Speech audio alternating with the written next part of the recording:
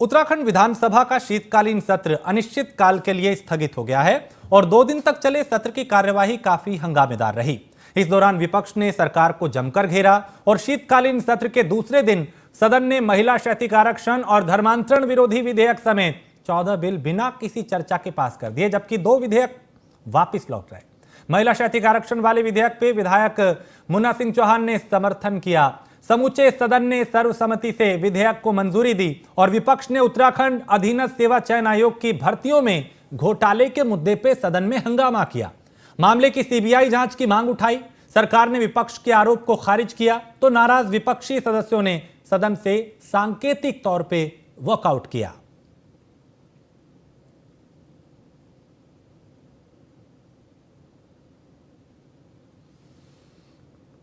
तो 2 दिन तक ये सत्र चला और सत्र की अवधि को लेकर भी कांग्रेस कई तरह के सवाल उठा रही है कि जब 5 दिसंबर तक सत्र चलना था तो पहले क्यों खत्म किया। तो उत्तराखंड विनियोग 2022-23 का अनुपूरक विधेयक इसमें पास हुआ और कई दूसरे विधेयक भी पारित हुए विधानसभा में। उत्तराखंड दुकान और स्थापन संशोधन विधेयक पास हुआ। इसके अलावा पेट्रोलियम एवं ऊर्जा अध्ययन विश्वविद्यालय संशोधन विधेयक भी पारित हुआ।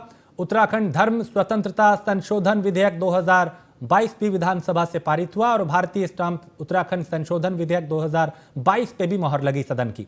उत्तराखंड माल एवं सेवा कर संशोधन विधेयक 2022 पे भी विधानसभा की मोहर लगी और उत्तराखंड कूड़ा फेंकना एवं थूकना प्रतिषेध संशोधित भी जो है वो भी पास हुआ।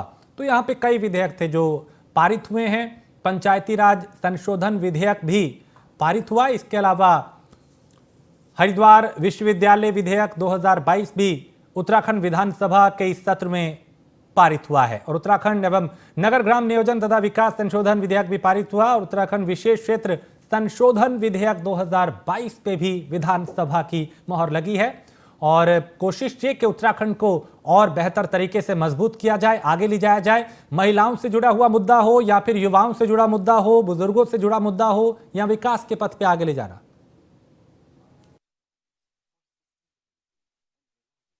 आज जो प्रमुख इस सत्र के दौरान विधेयक पारित हुआ वो है महिला आरक्षण से संबंधित और मैं सभी का धन्यवाद कर रहा हूं कि ये सर्वसम्मत विधेयक पारित हुआ। हालांकि माननीय नेता प्रतिपक्ष जी ने कहा कि उनकी सरकार में इसको दिया गया था, लेकिन मैं अवगत कराना चाह रहा हूं कि उनकी सरकार में सिर्फ शासनादेश हुआ था। शासनादेश के माध्यम से ये बिल्कुल स्पष्ट है कि ये जारी नहीं हो सकता था, तो उसमें विधेयक लाना जरूरी होता है जो इस सरकार के द्वारा लाया गया।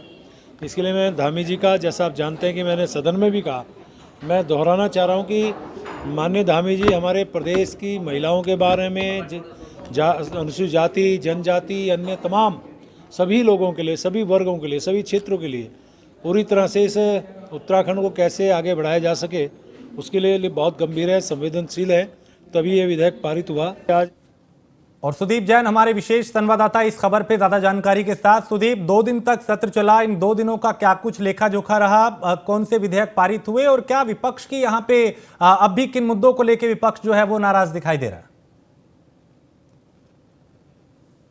देखिए, यूं तो नोटिफिकेशन जो हुआ था वो 29 नवंबर से 5 दिसंबर तक के लिए सत्र आहूत होना था और विपक्ष को यही लगता था कि सत्र ज़्यादा चलेगा और विपक्ष कई मुद्दों पर, कई विषयों पर सरकार को घेरेगा।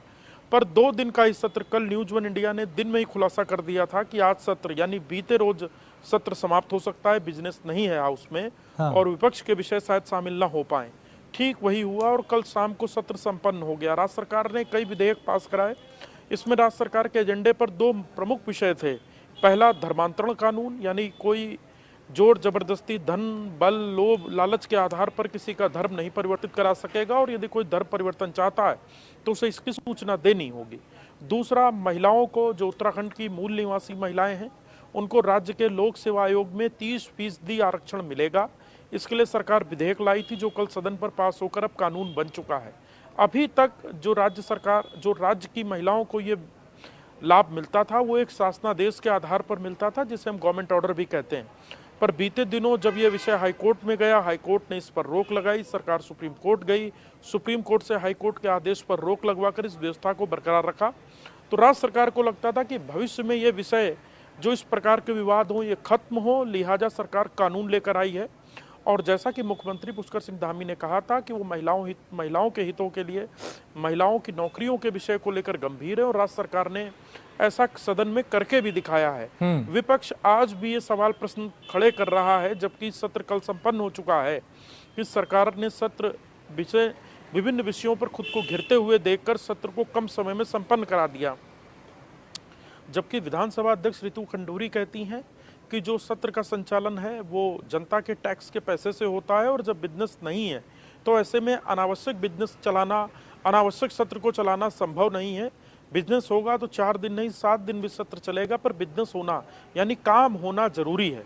लेकिन विपक्ष आज खुद को ठगा हुआ महसूस कर रहा है, और उसे अब अगले ग्रीष्मकालीन सत्र तक के लिए इंतजार करना होगा।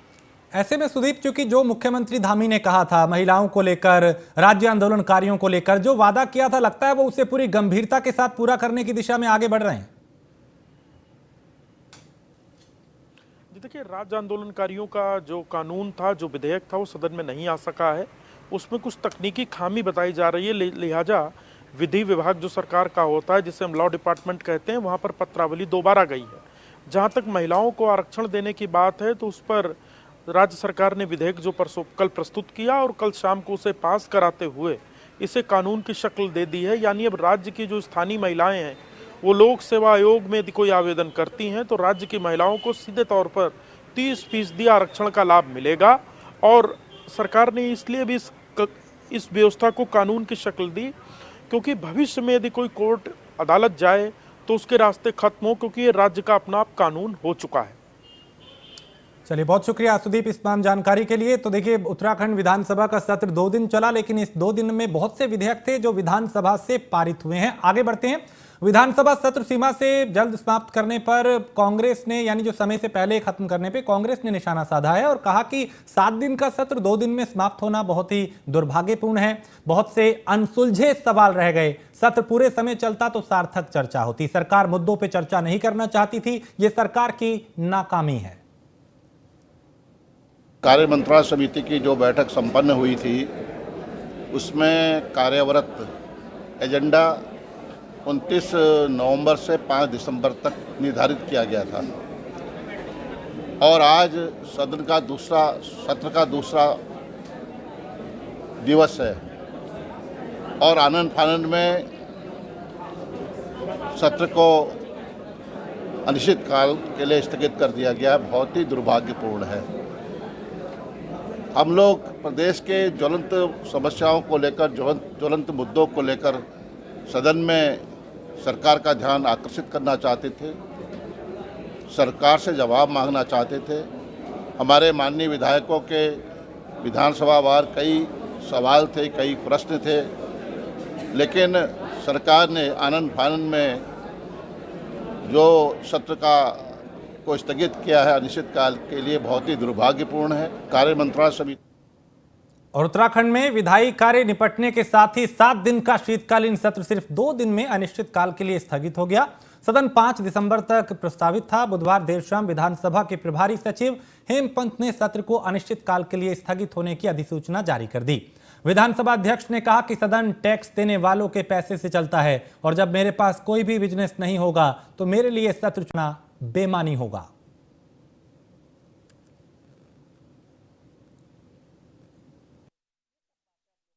सत्र चलता है, सदन चलता है टैक्स पेयर के पैसे से, और जब मेरे पास कोई भी बिजनेस नहीं होगा तो मेरे लिए सत्र चलाना बेमाने हैं। जस्ट टू सैटिस्फाई कोई पॉलिटिकल किसी का एजेंडा हो सकता है, केवल उसके लिए मैं सत्र चलाऊं और 3 या 6 या 10 दिन चलाऊं, ये टैक्स पेयर के साथ खिलवाड़ होगा। हार्ड अर्न मनी है, पैसा बहुत मुश्किल से कमाया जाता है, तो इसलिए बिजनेस होगा तो हम 5 दिन 7 दिन जितना भी दिन का बिजनेस होगा उसको अवश्य चलाएंगे। लेकिन इन 2 दिनों में भी मुझे लगता है कि हमने बहुत सारी सारी चीज़ों पर यहाँ पे विचार विमर्श हुआ, डिस्कशन हुआ और मैं काफ़ी प्रसन्न हूँ कि हमारा जैसे ये अभी बिल पास हुआ, ये महिला आरक्षण का जो एक्ट वो हुआ, पारित हुआ, विधेयक हमारा पारित हुआ। तो ऐसे बहुत सारी 2 दिन में हमने मैनेज किया कि हम काफ़ी बिजनेस कर लें। सत्र चलता है। और गन्ना मूल्य अब तक निर्धारित न किए जाने पे प्रदेश भर में किसान काफी नाराज हैं और किसान किस हद तक नाराज हैं इसका अंदाजा 26 नवंबर को संयुक्त किसान मोर्चा की देहरादून में हुई महापंचायत से लगाया जा सकता है, जहां हजारों की संख्या में किसानों ने इकट्ठा होकर सरकार के खिलाफ जोरदार प्रदर्शन किया। गन्ने के मूल्य तय नहीं किए जाने पर सवाल विपक्ष ने भी उठाए हैं, जिस पर गन्ना मंत्री सौरभ बहुगुणा ने बताया कि इस विषय पे कमेटी का गठन 17 अक्टूबर को ही हो चुका है, जो जल्द ही मूल्य तय करने के बाद रिपोर्ट सौंपेगी, जिसके बाद मूल्य निर्धारित कर दिया जाएगा। उससे नियम 58 में माननीय सदस्य शहजाद जी ने ये बात रखी थी और मैंने उसमें स्पष्ट रूप से जवाब दिया है सदन के अंदर कि हमारी ये कमेटी गठित है। 17 अक्टूबर को हमने सरकारी जियो के हिसाब से कमेटी गठित करी, जिसमें हमारे सचिव अध्यक्षता कर रहे हैं, जिसमें किसान भाई भी हैं, जिसमें हमारे यूनिवर्सिटीज़ के एक्सपर्ट्स हैं, जिसमें हमारे विभिन्न जिलों के किसान भाइयों को हमने सम्मिलित किया सदस्य के रूप में। जैसे ही उनकी रिपोर्ट प्रेषित होगी हम गन्ना मूल्य निर्धारित कर देंगे। इस वक्त जो उत्तराखंड में गन्ना मूल्य है वो 355 रुपये का है, जो कि हमारी जो नेबरिंग स्टेट यूपी है उससे 5 रुपये ज़्यादा है। और हम जो भी हमारे को रिकमेंडेशन जाएंगी कमेटी की, उस कमेटी के रिकमेंडेशन को हम सरकार कंसिडर करते हुए गन्ना मूल्य निर्धारित कर देगी। और हरिद्वार के इकबालपुर चीनी मिल में चीनी चोरी होने का मामला गन्ना विकास मंत्री सौरभ बहुगुणा ने जांच के आदेश दिए हैं। अब 3 से 4 दिन में चोरी की रिपोर्ट आ सकती है। 9 करोड़ की चीनी चोरी होने की आशंका है। फिलहाल जांच के बाद सही कीमत का पता चलेगा और सील्ड गोदाम से करीब 9 करोड़ की चीनी गायब मिली है। अब दोषियों पर मुकदमा दर्ज करने की तैयारी की जा रही है। सूत्रों के हवाले से यह भी कहा जा रहा है 9 करोड़ की चीनी चोरी हो गई और इस पर अब संज्ञान लिया जा रहा है। फिलहाल जांच के बाद यह पता चल पाएगा कि इस चीनी की कीमत कितनी थी। अनुमान 9 करोड़ का लगाया जा रहा है और सील गोदाम से करीब 9 करोड़ की चीनी गायब हुई है। दोषियों पर मुकदमा दर्ज करने कुछ वहाँ के किसान भाइयों के द्वारा हमको ये अवगत करवाया गया था। उनकी कोई शंकाएं थी कि इकबालपुर चीनी मिल में जो हमारी शुगर वहाँ पर गोदामों में थी वो चोरी हुई है और कितने वैल्यू की हुई है ये तो अभी नहीं पता, लेकिन ये शिकायत हमारे पास आई थी। तो हमारे सचिव द्वारा एक चिट्ठी डीएम हरिद्वार को लिखी गई कि इसकी गोदामों की जांच कराई जाए। आज वो जांच चल रही है ऑलरेडी। उसमें हमारे एसडीएम, हमारे तहसीलदार, सीडीओ, हमारे डीसीओ जो गन्ना के हैं और हमारे मिल प्रशासन जो है वो लगातार वहाँ पर है। एक गोदाम की जो मेरे पास लेटेस्ट अपडेट है कि एक गोदाम की काउंटिंग लगभग पूरी होने वाली है। 3 गोदाम और होने हैं, तो 4 से 5 दिन इस पूरी प्रक्रिया में लगेगा और जैसे ही उसकी रिपोर्ट हमारे सामने प्रेषित की जाएगी तो जो भी उसमें कमियां होंगी उसके हिसाब से एक्शन लिया। कुछ वहाँ के किसान भाइयों के द्वारा हमको ये अवगत करवाया गया था उनकी। और नानकमत्ता में बस ट्रक की आमने सामने से टक्कर हुई, जहां एक महिला की मौत हुई है जबकि 12 से ज्यादा लोग घायल हुए और बिठोरा गेट के सामने ये टक्कर हुई। घायल सितारगंज और खटीमा में भर्ती कराए गए हैं। कार को बचाने के चक्कर में यह हादसा हुआ और बस चालक रॉन्ग साइड चला गया कार को बचाने के चक्कर में, जिसके बाद यह हादसा हुआ। बस और ट्रक की यह टक्कर थी जिसमें कई लोग घायल हुए। घायलों को तुरंत नजदीकी अस्पताल में भर्ती कराया गया। सितारगंज और खटीमा के अस्पताल में घायलों को भर्ती कराया गया है।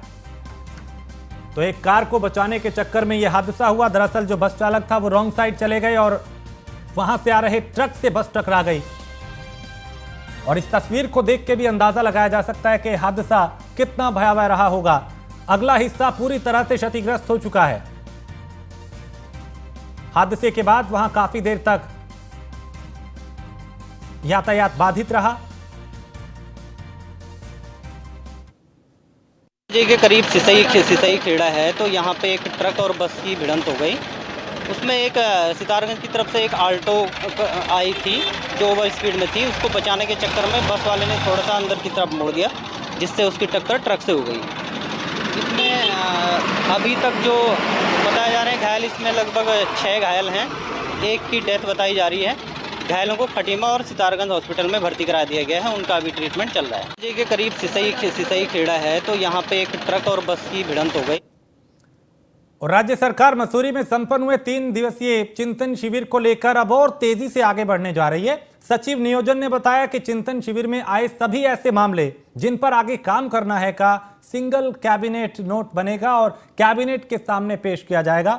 अलग अलग विभाग कोई कैबिनेट नोट अलग से नहीं देंगे और ये सीधे तौर पे बताया है कि राज्य सरकार की नौकरशाही चिंतन शिविर में आए महत्वपूर्ण मामलों को लेकर कितना अधिक गंभीर है इसका ही नहीं बल्कि चिंतन शिविर संबंधी सभी मामलों के लिए अलग अलग ईमेल आईडी बनाई गई है जिस पर सभी प्रकार का प्रचार होगा।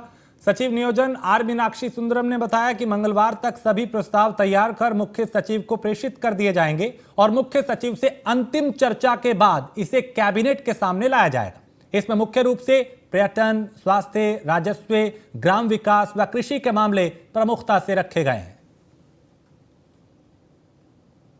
जितने पार्टिसिपेंट्स हैं सबसे मुख्य सचिव महोदय ने अनुरोध किया है कि ट्यूसडे तक आप लोग जो हैं जितना सुझाव वहाँ पर दिए थे उसको संकलित करते हुए हमें इस ईमेल आईडी में भेज दीजिए। और दूसरा, जितने सेक्टोरल सेक्रेटरीज़ हैं उनके लिए डायरेक्शन हुआ है कि आप अपने सेक्टर का रोड मैप बना करके उसको भी आप ट्यूसडे तक ईमेल कर दीजिए और ये हम लोग संकलित करें। इसके अलावा नियोजन विभाग जो है जितने सुझाव वहाँ पर आए थे उसको संकलित कर रहे हैं। संकलित करने के बाद आज शाम तक हम लोग उस पर जिन चीज़ों पे हमें वर्क करना चाहिए वो सेग्रीगेट कर दिए जाएंगे और पॉलिसी रिलेटेड सजेशंस क्या है, इम्प्लीमेंटेशन रिलेटेड सजेशंस क्या है, ये भी सेग्रीगेट किए जाएंगे। ये निर्णय हुआ था कि अलग अलग कैबिनेट प्रपोजल्स भेजने के बजाय नियोजन विभाग एक सिंगल कैबिनेट प्रपोजल में जितने भी इम्प्लीमेंटेबल सजेशंस हैं उनको इनकॉर्पोरेट करते हुए कैबिनेट में वन टाइम इसका ओके कराएंगे। तो उसकी भी होमवर्क हम लोग कर रहे हैं। सशक्त उत्तराखंड@gmail.com करके एक अलग से ईमेल आईडी बना हुआ है, उसी में सभी लोगों को इससे संबंधित सजेशंस को। और उत्तराखंड में हाईकोर्ट ने हल्द्वानी में सफाई कर्मचारियों की हड़ताल और फैले कूड़े के मामले में दायर जनहित याचिका पर सुनवाई की।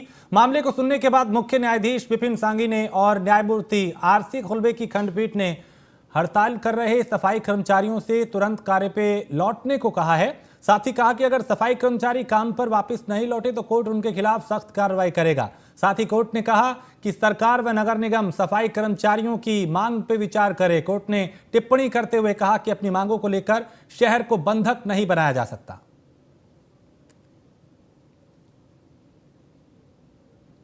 मामला था हल्द्वानी नगर निगम में चल रही हड़ताल के विरुद्ध। दिनेश चंदोला जी अधिवक्ता हैं और सामाजिक कार्यकर्ता भी हैं। उनके द्वारा याचिका दायर करके माननीय न्यायालय से कहा गया था कि सफाई कर्मचारियों द्वारा अचानक ही हड़ताल बुला जाने के कारण और लगातार हड़ताल पे थे ये लोग और इसके कारण जो है पूरे शहर की सफाई व्यवस्था जो है गर्त में चली गई थी। उन्होंने माननीय न्यायालय को कहा कि वो तत्काल जो है स्ट्राइक वापस लेने को तैयार हैं और तुरंत काम पर लौट जाएंगे। माननीय न्यायालय ने कहा कि स्टेट और नगर निगम मिलकर आपस में कंसिडर करेंगे।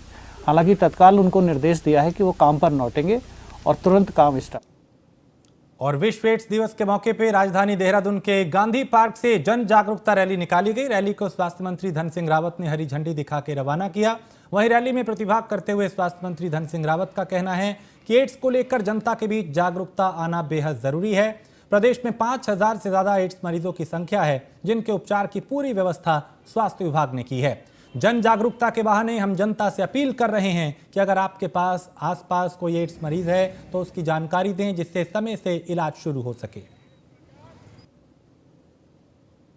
विश्व एड्स दिवस है और इसके लिए पूरे विश्व में, पूरे भारत में और उत्तराखंड में हम लोग सभी जितने भी हमारे एनएसएस के बच्चे हैं, एनसीसी के बच्चे हैं, रेड क्रॉस के बच्चे हैं, हमारे कॉलेजों में रहने वाले लोग हैं, जो सामाजिक कार्यकर्ता हैं, इसके जन जागरूकता के लिए एक हर जिले स्तर पे और हर कस्बे स्तर पे रैलियां निकाल रहे हैं। बड़ी बात यह है कि भारत सरकार ने और प्रधानमंत्री मोदी जी ने एड्स के जितने भी बीमार लोग हैं उनके लिए हर प्रकार की सुविधा देने के लिए स्वास्थ्य विभाग को सभी राज्यों के लिए निर्देश दिए हैं। हमारे राज्य में लगभग 5,500 केस हैं जिनके लिए कि हमारी सरकार और स्वास्थ्य विभाग जो है हर प्रकार की सुविधा दे रही है। सरकार की तरफ से सभी व्यवस्थाएं निःशुल्क दी जाएंगी। और पुलिस मॉडर्न स्कूल रोशनाबाद में स्मार्ट क्लासेस शुरू हो गई हैं। हरिद्वार एसएसपी अजय सिंह ने इसका शुभारंभ किया है। इस दौरान एसएसपी हरिद्वार ने बच्चों के साथ बैठकर उनसे बात की, उनके अनुभव को साझा किया, उनसे जाना स्मार्ट क्लासेस के बारे में और भविष्य को देखते हुए पुलिस लाइन में स्थापित पुलिस मॉडर्न स्कूल में स्मार्ट क्लास का शुभारंभ किया गया। पुलिस मॉडर्न स्कूल की 10वीं में प्राइवेट कंपनी के CSR फंड से स्मार्ट क्लासेस के लिए स्मार्ट पैनल लगाए गए हैं, जिससे स्कूली छात्रों में काफी उत्साह है। यहाँ के शिक्षक भी इसे लेकर काफी उत्साहित हैं। इस मौके पर एसएसपी हरिद्वार अजय सिंह ने छात्रों के साथ बैठकर स्मार्ट क्लासेस के बारे में जानकारी दी और साथ ही उन्होंने सभी बच्चों के साथ स्कूल को भी शुभकामनाएं दी हैं। पुलिस मॉडर्न स्कूल है, इसमें जो है पहले एक स्मार्ट लैब बनाई गई थी वी-गार्ड कंपनी के सहयोग से CSR फंड से, और आज जो है क्लास 10th के लिए जो हमारा शुरू हुआ है ये स्मार्ट क्लास का। नेचुरली जो बच्चे जब स्मार्टली जब क्लास में रहते हैं, जब वो चीज़ों को विजुअली देखते हैं तो ज़्यादा ग्रेस्पिंग पावर होता है और ज़्यादा चीज़ें वो अच्छे से पढ़ पाएंगे और समझ पाएंगे। तो मुझे लगता है कि एक शुरुआत जो चल रही है उसमें एक कदम हम आगे बढ़े। कोशिश रहेगी कि अभी और भी क्लासेस को हम स्मार्ट करें, जिससे कि बच्चों को अच्छे गुणवत्ता का एजुकेशन मिले और आगे बढ़े। Today we have started a smart class here, and our Rekha ma'am has taken an initiative to make our student very much of their capacity can be enhanced by this smart class. So this would be definitely going to beneficial for our students. They can learn so much from this activity. So we are very happy, and let's see what are the results. My name is Rushti Negi and I am from 10th class, and about today's opening of smart class, I want to say that the future generation is about the smart class, and this is the best way to explain everything, because we can understand anything with animation more. Narendranagar के पट्टीदोगी के केंद्रीय स्थल गुलर market की पेयजल pipeline से पानी की आपूर्ति ठप हो गई है और स्थानीय लोगों का कहना है कि ऋषिकेश कर्णप्रयाग रेलवे लाइन के सुरंग के निर्माण में हैवी ब्लास्टिंग से पेयजल पाइपलाइन को नुकसान पहुंचा है। लोगों का कहना है कि सुरंग निर्माण में ब्लास्टिंग का इतना शक्तिशाली की जा रही है कि जमीन थर्राने के साथ ही स्रोत का पानी टनल के अंदर खुल गया। लोगों के मकान पर भी बड़ी बड़ी दरारें हैं घरों में, और मामले का संज्ञान नहीं लेने पर ग्रामीणों ने आंदोलन की चेतावनी दी है। सूचना से रेलवे विकास निर्माण निगम के अधिकारियों के हाथ पांव फूल गए हैं।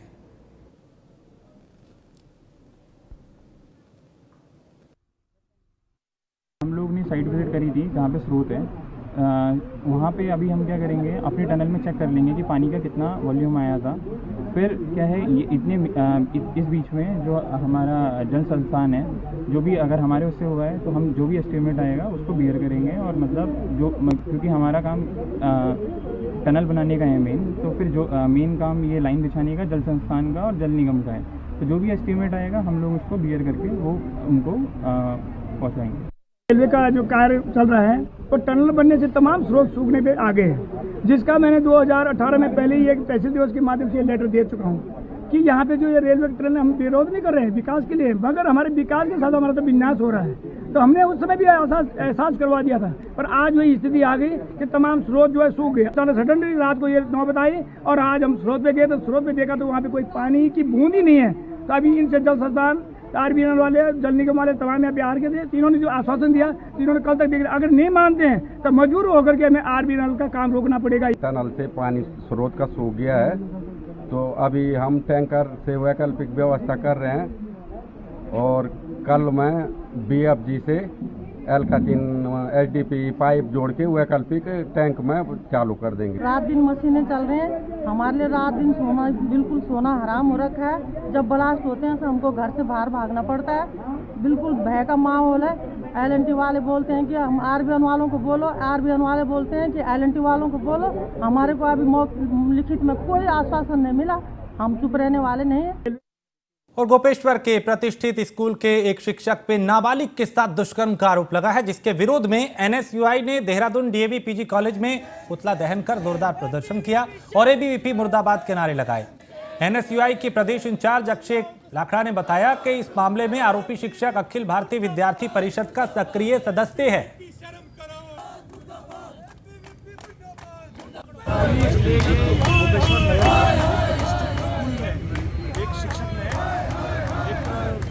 नाबालिग